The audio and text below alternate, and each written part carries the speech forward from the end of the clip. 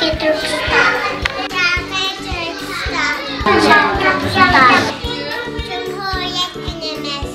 Türkistan Cumhuriyet Bayramımız. Cumhuriyet günü.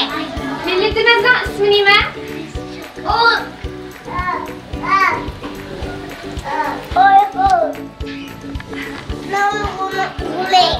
Atımız kim?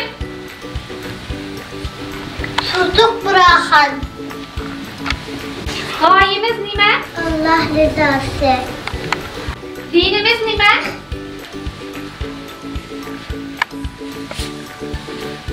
İslam. Peygamberimiz kim? Muhammed sallallahu aleyhi ve sellem. Muhammed sallallahu aleyhi ve sellem. Birinci Cumhuriyetimizin baş veziri kim? Sabit Damullah. Şarkı Türkistan dilimizde aklımızga neler keldi? Xitayning Uyg'urlarga qilgan zulmi.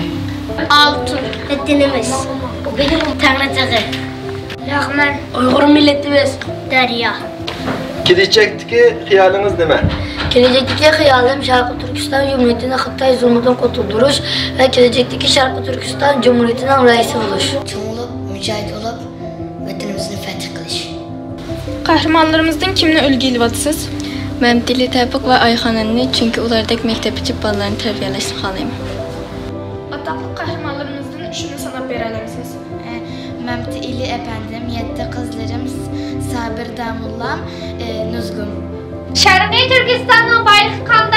Ay yolumuzda Türk bayrağı.